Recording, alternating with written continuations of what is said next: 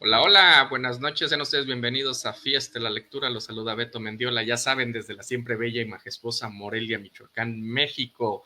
Pónganse cómodos que la charla de hoy va a estar bastante interesante. Tenemos un invitado de lujo y vamos a conocer un poquito su historia, vamos a conocer cómo llega la lectura, vamos a conocer cómo llega la escritura y cómo fue que se animó a publicar, porque anduvo ahí incursionando en el cuento recientemente, bueno, iba a decir recientemente, pero publicó su primer novela y nos va a contar también, porque esa novela por ahí tiene un premio, nos va a contar cómo fue que sucedieron estas situaciones. Y chequen, ya aquí abajo está apareciendo el nombre de nuestro invitado, Edgar London. Él es de Cuba, ya radica en México desde hace algunos años y encontró en los libros ese amor, esa pasión que hay en la vida y la plasmó él en letras. Sin más rodeos, le voy a dar la bienvenida a nuestro invitado. Buenas noches, Edgar, bienvenido a Fiesta de la Lectura y gracias por aceptar la invitación. ¿Cómo estás? Buenas noches, Beto, y por supuesto, agradecido de tu invitación, pues vamos a charlar un poquito de literatura, a ver qué sale. Vamos a hacer juntos un viaje al pasado. Antes, debo de agradecerte nuevamente porque no todos se animan a venir a una transmisión en vivo y luego hablar un poquito de su vida.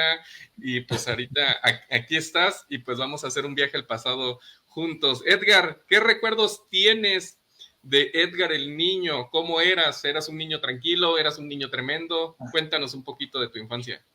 Mira, realmente era un niño tranquilo, yo creo que sí puedo decir que era un niño tranquilo, era más de los que estaba encerrado en la casa que de los que salía por allá a mataperrear, como dicen en Cuba. Más allá que, por supuesto, pues, niño al fin también hice mis travesuras, pero definitivamente me caracterizaba más por estar en la casa. De hecho, me encerraba en el cuarto de mis padres, que era el cuarto más grande del apartamento donde vivíamos allá en La Habana. Y recuerdo perfectamente que mi mamá solía acumular sobre la cama, sobre el colchón, pues, no sé, ropa, sábanas, cosas que iba, por ejemplo, a lavar y demás. Y, y de ahí, de ese conglomerado, digamos, de tela, yo empezaba a hacer mis primeras historias imaginadas, agarraba los soldaditos, lo que sea, y los ponía como si fuera una montaña, y a partir de ahí empezaba a fantasear historias. Te estoy hablando de una edad muy pequeña, o sea, estaba en primaria sin lugar a dudas, lo que se llama aquí primaria inferior, no sé, me imagino que tendría unos 8 años aproximadamente.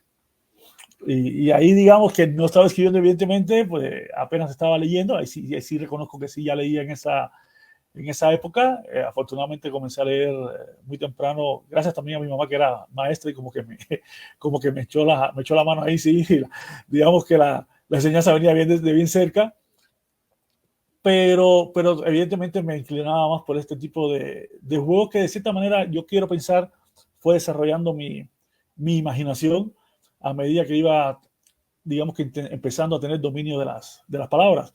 Por ahí yo creo que fueron mis primeras historias. No te puedo contar ninguna, no recuerdo ninguna, pero evidentemente había algunas historias ahí de, no sé, de quizás medio del oeste o de monstruos o yo qué sé. Dices que tu mamá era maestra. ¿Y tú dentro del salón de clase o en escuela, cómo eras? ¿Sí te gustaba el estudio o eras medio distraído en esos asuntos?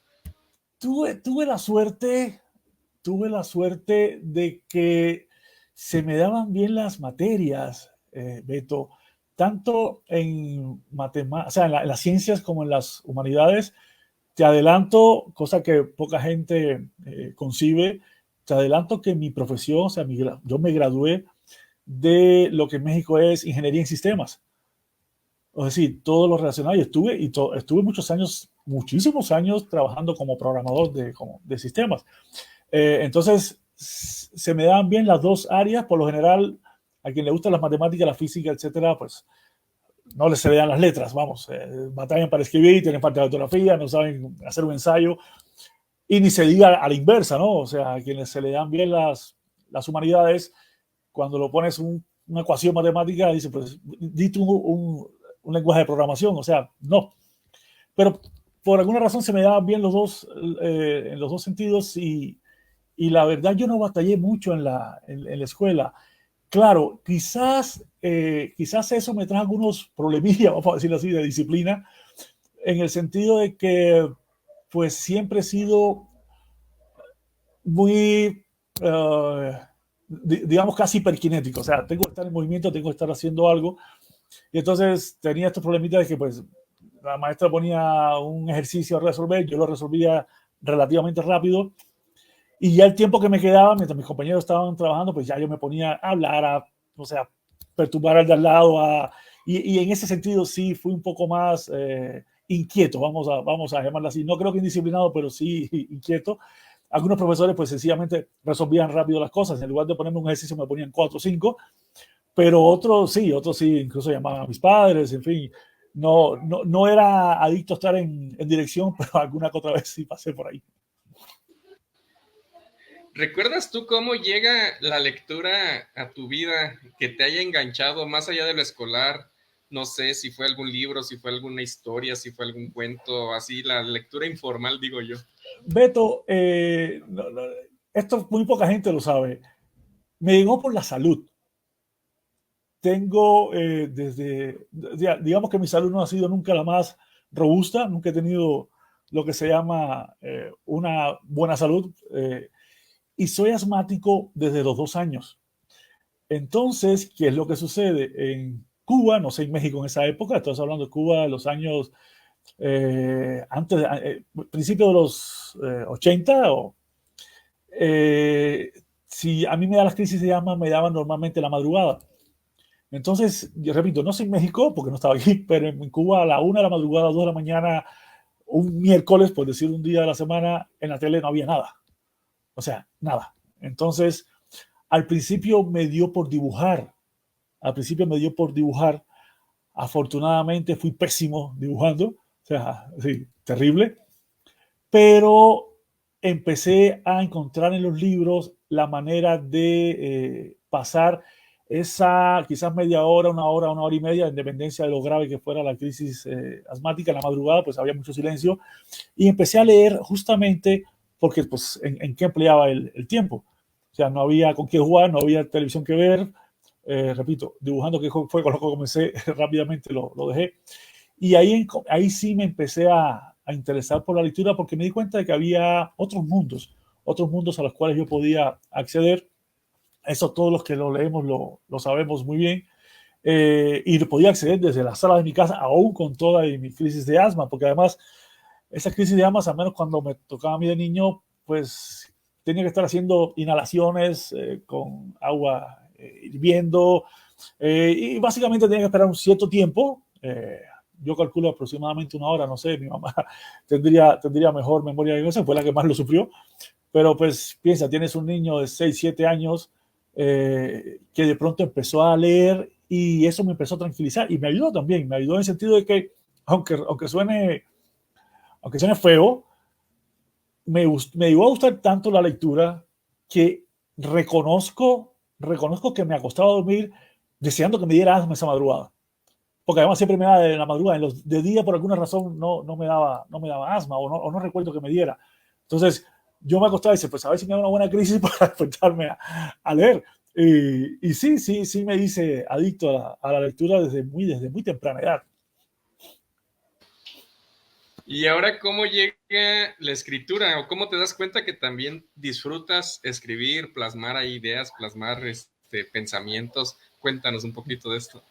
Mira, antes de llegar, digamos, a la fase donde busco plantear pensamientos, como bien dices, pues lo que me sucedió es quizás lo que nos sucede a cualquiera cuando vemos una historia en televisión, una película, una serie o por supuesto leemos una historia donde, digamos, pongamos el ejemplo clásico, el final no te gustó y dices, no, yo hubiera hecho otro final.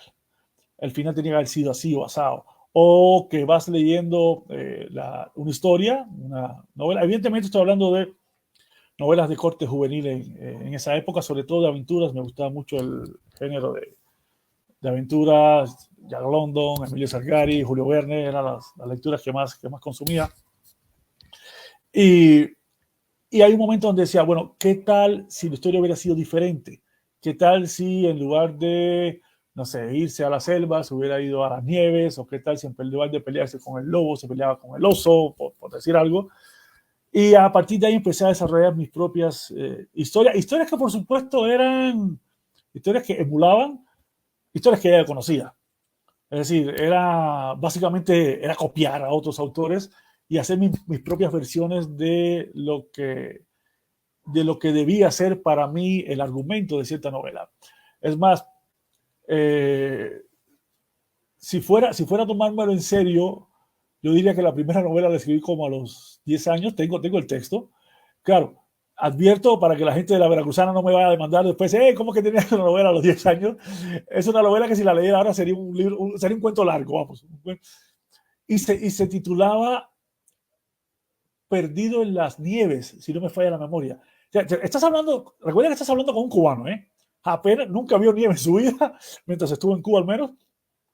Y se titulaba Perdido en las Nieves porque lo que hacía era imitar las historias de Jack London, por ejemplo.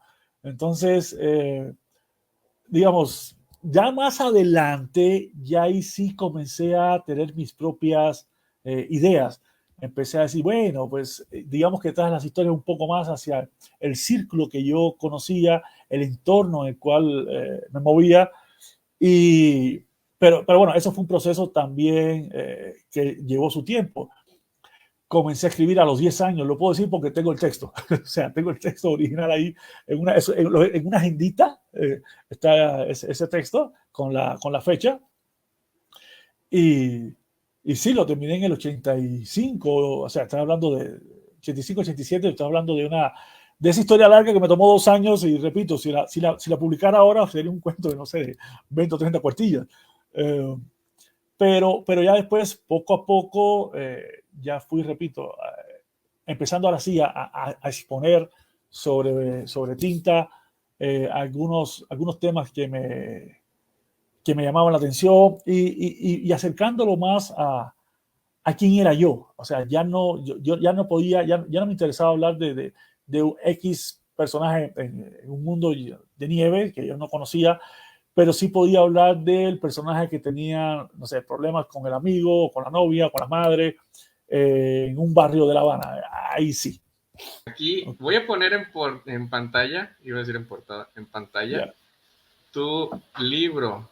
Pero antes Okay. de que empecemos a hablar de tu libro, cuéntanos del premio que ganó, que fue en el 2022. Sí, fue el año pasado. Fue el premio latinoamericano a primera novela Sergio Galindo, que lo promueve pues la Universidad Veracruzana.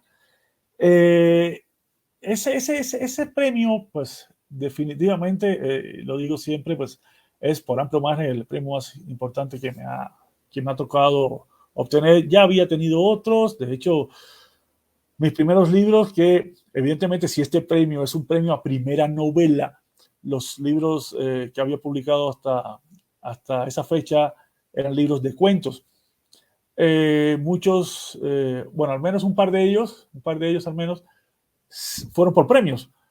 Lo mismo sucede con esta novela, solo que el alcance, digamos, y la importancia, y también, digamos, que la lead es mucho más fuerte de los otros concursos donde había participado. Yo estaba escribiendo esa novela pues en plena pandemia. Estábamos en plena pandemia. Me sucedió lo que a muchos, de que nos mandaron para la casa, algunos a trabajar, a otros sencillamente sin trabajo. Y pues tenía más tiempo para escribir. Recuerdo que estaba escribiendo todas las mañanas a la 1, 2 de la tarde aproximadamente.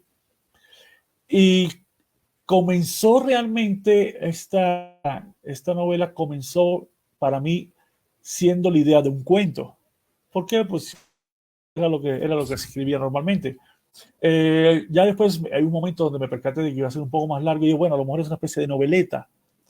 Y ya sí, cuando andaba como por 40, 50 cuartillas y me di cuenta de que apenas estaba planteando el problema, de no, ya sabes qué, ponle nombre de novela a esto y vamos a tomárnoslo en serio.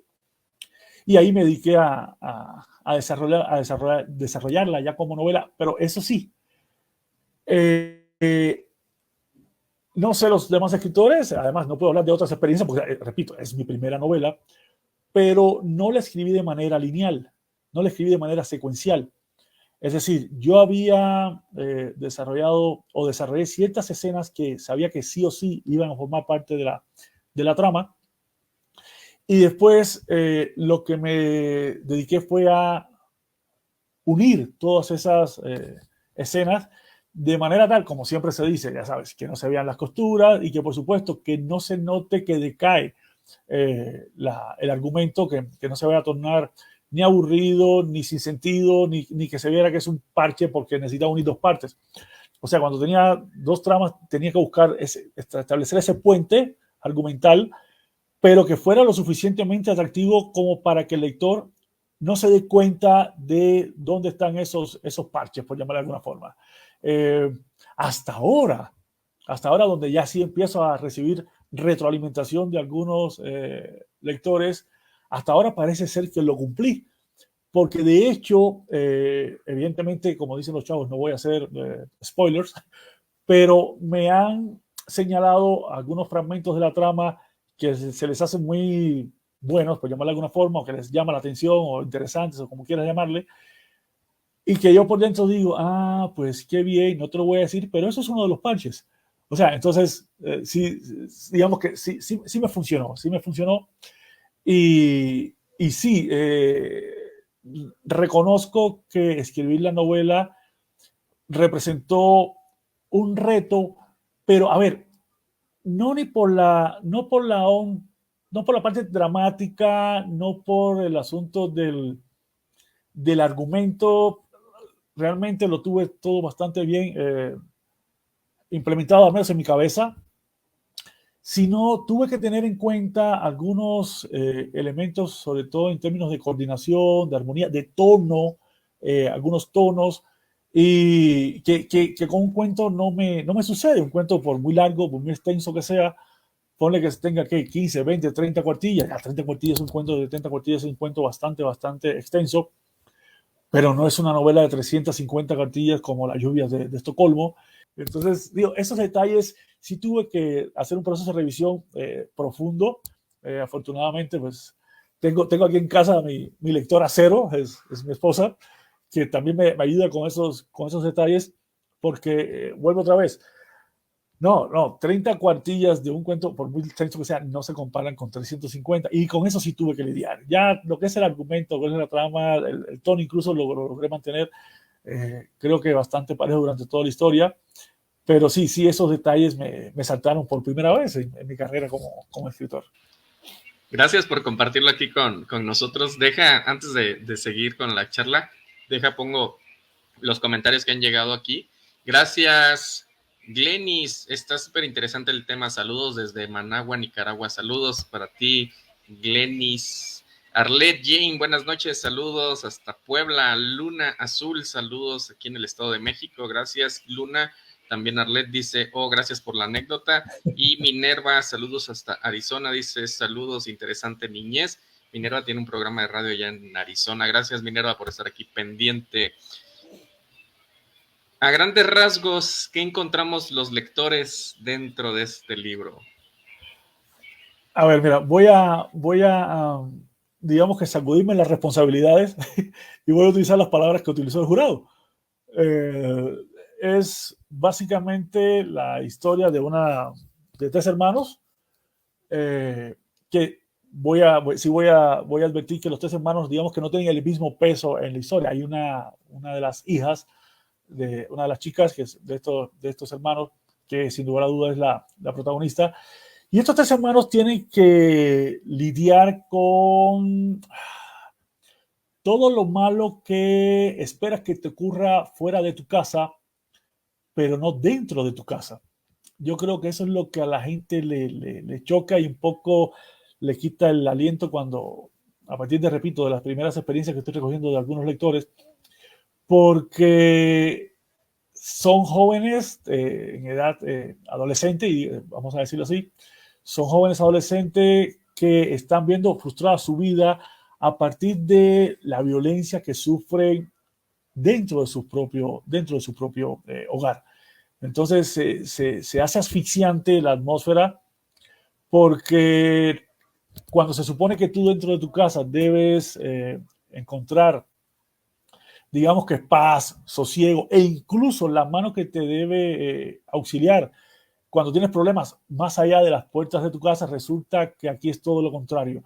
Entonces tienes que lidiar con una violencia que sí está muy presente en la novela, lo dijo el jurado y bueno, pues es inevitable encontrarla y advierto, ahí sí hay pasajes que son bastante difíciles de digerir, vamos a decirle así. Y al mismo tiempo tienes que lidiar con el fanatismo religioso, con la posibilidad de mantenerte encerrado dentro de tu casa porque tus padres no te permiten mayores libertades. Y pues la pregunta que todo lector se hace es, bueno, ¿cómo salen de eso? ¿Cómo resuelven ese problema? O sea, digamos que las esperanzas de estos protagonistas están centradas muchas veces en los elementos más insostenibles. O sea, puede ser una historia de algo que sucedió en Estocolmo. Debo advertir que toda la historia de la novela sucede en un pueblo pequeño, un pueblo rural pequeño, como que casi aislado del mundo, donde para algunos de los protagonistas Estocolmo es el equivalente al paraíso, ¿no? Sobre todo porque no hay las cosas que estamos sufriendo a puertas cerradas estos jóvenes, o puede ser incluso, pueden sentir empatía por una rata, no por un gatito bonito, no por un perro que te mueve la cola, sino por una rata, puede sentir empatía, puede sentirse a veces identificado. A ese nivel extremo llega en cuanto a la necesidad de una salida, de un aliciente, de algo que me diga, ok, yo no soy el único que estoy pasando por esto, hay alguna forma de salir de este ahogo, de esta asfixia en donde se mueven los personajes, y son personajes que están siempre moviéndose por los extremos. Tienen que valerse por sí mismos en una edad donde realmente necesitan de mucha,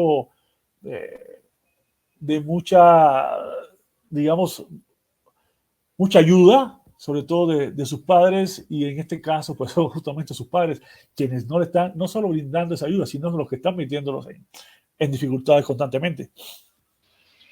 Así apareces en Facebook, Edgar London, escritor, para que, sí, así es. para que chequen sus redes sociales, vayan, ahí está publicando constantemente todo su trabajo. Medios para que puedan adquirir el libro. A ver, esa situación ahora está bastante delicada. O sea, en estos momentos me consta que en Jalapa es donde único está el libro en términos físicos. La Universidad Veracruzana sí me dijo que me va a pasar los contactos de las librerías, al menos en México, donde va a estar funcionando. Y por supuesto, ellos tienen la posibilidad de venderlo vía digital. ¿Cuál es el consejo que le doy a todos los interesados? Que estén checando, evidentemente, pues en Facebook está mi cuenta donde yo voy a mantenerlos informados, o más fácil aún incluso, porque estaría de manera permanente en mi sitio web, que es edgarlondon.com. O sea, si pones Edgar London en Google, bueno, te va a salir la referencia en Wikipedia, pero también va a salir mi sitio web. En mi sitio web todos los libros míos aparecen, todos los libros están enlazados con el vínculo, ya sea en Amazon o donde aparezca para venderlos. Y bueno, apenas me habiliten el link por parte de la Universidad Veracruzana, pues lo tendría siempre presente en mi libro. Ahí nada más entras, le picas al libro y lo puedes descargar digitalmente. Ok, perfecto, pues ahí está el dato. Edgar, ahora cuéntanos, ¿cómo fue el proceso creativo de este libro? Dices que tenías una historia ya de años, luego que tenías que buscar ahí los nexos para que no se vieran como que eran historias independientes. ¿En qué momento del día te ponías a escribirlo? Si lo hacías directamente en la computadora, en tu libreta, en el teléfono, ¿cómo fue este proceso de creación? Bueno, ante todo te digo que, contrario a la imagen que normalmente se divulga de los escritores, que es una imagen muy romántica, queda muy padre, la verdad yo mismo les envidio, yo mismo me digo, ¿por qué no puedo ser así si conozco a muchos colegas que escriben así? Yo no puedo escribir de noche, o sea, se me hace muy difícil escribir de noche, Para mí la noche es para dormir. Entonces, yo soy evidentemente un animal diurno, no un animal nocturno en ese sentido. Eso sí, estuve escribiendo esta novela, tuve la, no sé si llamarle suerte, pero bueno, tuve la circunstancia, vamos a llamarla así, de la pandemia por todos lados. Y comenzaba a escribir a eso de las 7 de la mañana. 7 de la mañana hasta las 12 del día, 1 de la tarde máximo. Ya en la tarde se me empiezan las fuerzas a ir.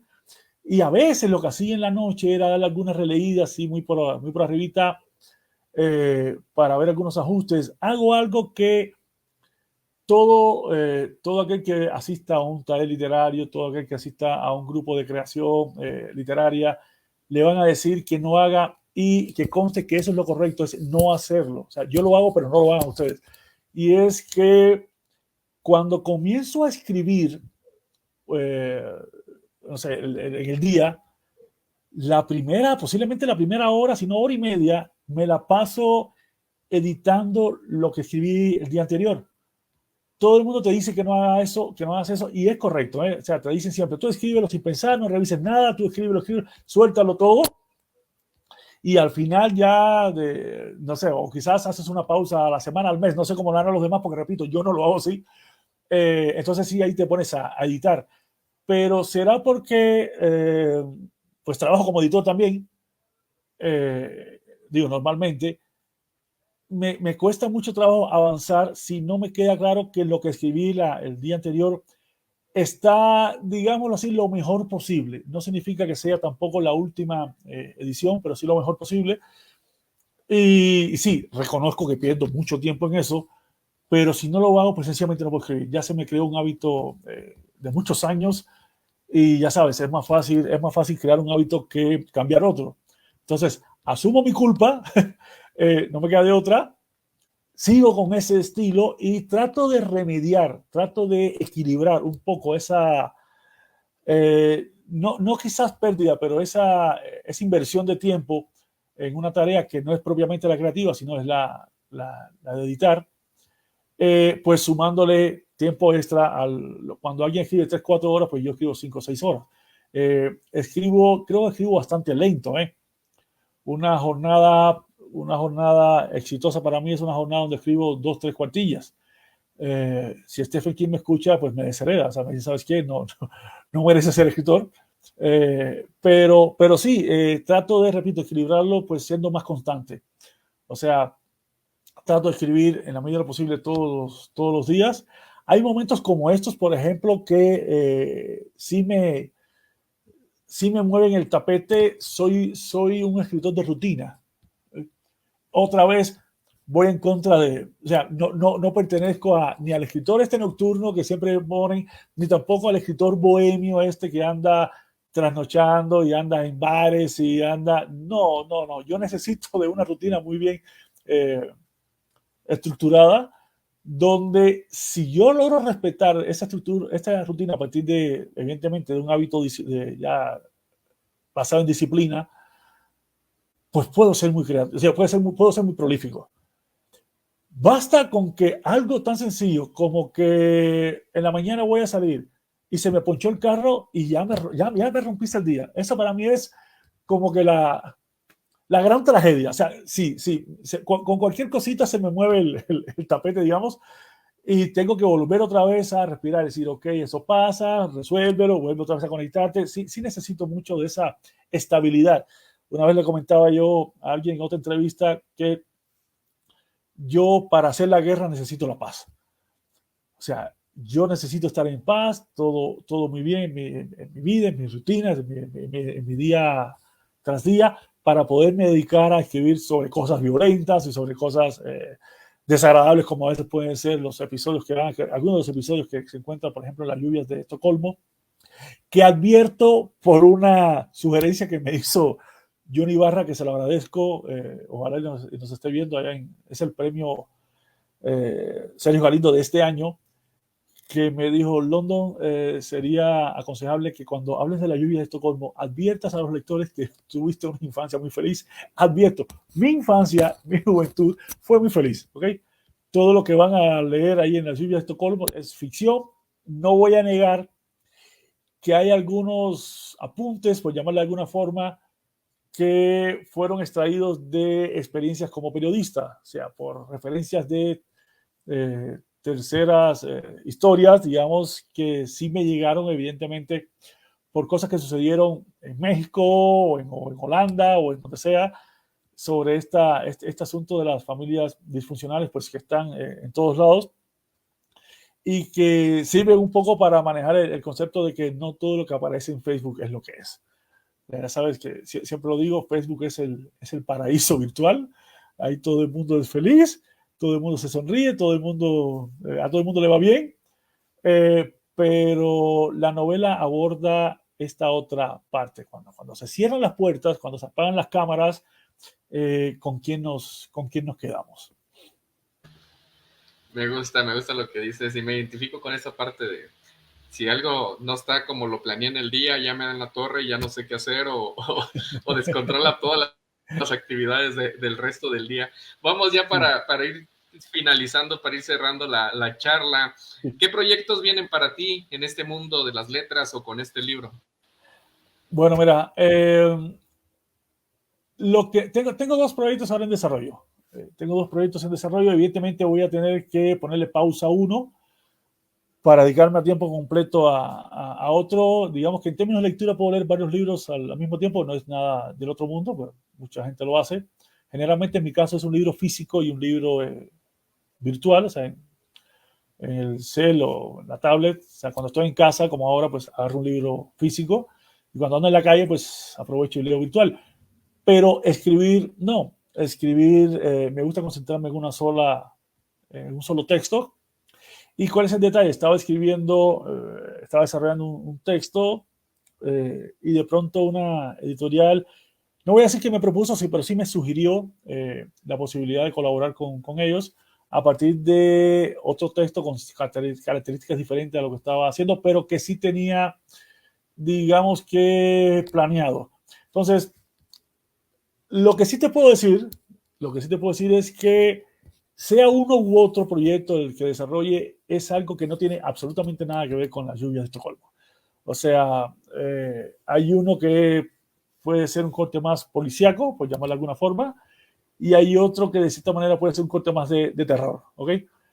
Más allá de que alguien ya me dijo que era terrorífico algunas de las cosas de las escenas que salían en las lluvias de Estocolmo, estoy hablando del terror clásico, vamos a llamarlo así, no del otro terror que a veces es peor, que es el terror cotidiano, el terror al cual sí estamos sujetos a veces, pero son dos novelas, tengo libros de cuentos, digamos que listos, pero son libros de cuentos que ya había elaborado. No te voy a negar que me quedé con ganas de seguir escribiendo novelas, eso es lo que me voy a abocar. Y entonces a los lectores lo que sí les puedo asegurar es eso. Número uno, que voy a seguir escribiendo novelas. Y número dos, que la que sea que aparezca próximamente no va a tener nada que ver con esta otra. O sea, quiero probarme en géneros distintos, más allá de que quizás el tono sea el mismo, el estilo sea el mismo, porque al final el autor es el mismo. Pero sí quiero cararme con cosas distintas. No quiero decir, bueno, me fue bien en esto, pues ahora me voy a quedar en este género, me voy a quedar con este tipo de historias. Eh, Más allá de que me sigue gustando, digamos, estos personajes en situaciones extremas donde quizás las historias no son tan complejas, no tienen 24 subtramas, no es la Guerra de la Paz con 200 personajes. Generalmente me concentro en uno, dos, tres personajes y eso sí trato de calar lo más profundo en ellos, exponerlos al lector y que sean sobre todo humanos los protagonistas incluso la protagonista, la chava principal, digamos, de esta novela que evidentemente sufre muchísimo por las cosas que le suceden y digamos que alguien puede decir, bueno, pues es la buena de la historia, sí es la buena, pero por ejemplo, fíjense cuando la relación que tiene con el novio, pues a veces es un poco malilla, o sea, hay de los dos, un poco de los dos, de yin y yang en cada uno de mis personajes, y eso creo que sí se va a mantener. Eso creo que sí se va a mantener, no me gustan los personajes acartonados. Y la trama, pues, bueno, a fin de cuentas, la trama trataré de hacerlo lo más entretenida posible para el lector, pero tratando siempre de dejarles un plus, dejarles alguna duda, dejarles algo que los remueva, quizás con escenas violentas, como sucede con las lluvias de Estocolmo, o quizás con preguntas existencialistas en la que viene, o bueno, el clásico de caso de ser un policíaco, pues ya sabes, quién mató a quién se robó qué. Vamos a ver qué viene a continuación. Me gusta que andas ahí indagando y eso siempre se agradece yo lo digo como lector y eso se agradece bastante. Última pregunta, Edgar, ¿cómo te describes de una manera positiva, resaltando cosas buenas, cosas bonitas de tu persona, virtudes, habilidades? No digo que no haya defectos, pero muchas veces son los primeros que aventamos. Ahorita los vamos a dejar de lado. Sí, no, de hecho, qué bueno que no me mencionaron los defectos, porque eso te lo tendrías que dar por lista, pero en términos de cosas positivas, yo creo que me quedo, sí, con la perseverancia. Sí, o sea, no creo que se me haya dado nada fácil, o sea, no creo que se me haya dado nada fácil. Y muchos pueden decir, no, te ganaste el premio Sergio Galindo, o si entran a mi sitio web, pues quizás van a ver que sí, he tenido relativa buena suerte con los reconocimientos, pero la gente lo que no ve o lo que no se ve es el trabajo que hay detrás de eso. Hay un trabajo pesado, hay un trabajo que no se visualiza. Es decir, yo siempre he pensado, lo más aburrido del mundo debe ser hacer una película sobre la vida de un escritor. Porque es un tipo sentado frente a la compu, escribe, y antes, cuando era máquina de escribir, todavía tenías la suerte de que agarrabas el papelito, lo botabas y eso quedaba como que bueno, sí, te está batallando. Ahora ni eso ves porque te dedicas a borrar con una tecla hacia atrás, seleccionas, o sea, es todavía menos físico, más intelectual aún el trabajo. Y hay mucho de eso, hay mucho de sentarme a escribir pues constantemente, de leer mucho. Los escritores, escuché decir por ahí, y estoy completamente de acuerdo con eso, tú puedes ser un buen lector y no ser escritor, pero a la inversa no funciona. O sea, si quieres intentar al menos ser un buen escritor, pues tienes que ser un buen lector. Entonces, con todo y que pierdes mucho de la inocencia de la lectura, o sea, cuando yo estoy leyendo, no lo hago de manera objetiva, o sea, no lo hago de manera consciente, pero sin querer estoy viendo, hiciste esto, mira, aquí estás enganchando, este personaje seguramente más adelante, y estoy trabajando a la vez que estoy escribiendo. Es un trabajo muy solitario, Tengo la enorme suerte que mi esposa, por ejemplo, entiende lo que es un trabajo intelectual. O sea, si ve que estoy escribiendo o si ve que estoy leyendo, se da cuenta que no es que no está haciendo nada, es que ese es mi trabajo y respeta mi espacio. Mis hijos, con suerte, aunque para ellos soy su papá, o sea, que sea escritor es algo circunstancial para eso, también me respetan ese espacio. Y yo creo que lo que más destacaría sería eso, sería perseverancia, lo cual viene amarrado a una disciplina con la cual tengo que estar lidiando. No creas que se me da fácil llegar y sentarme así todos los días. O sea, requiero de fuerza de voluntad, a veces me hago trampas, a veces digo, no, hoy no, porque hoy me duele la cabeza. Y después me miro después de, no friegues, no te duele la cabeza, o sea, ponte a trabajar.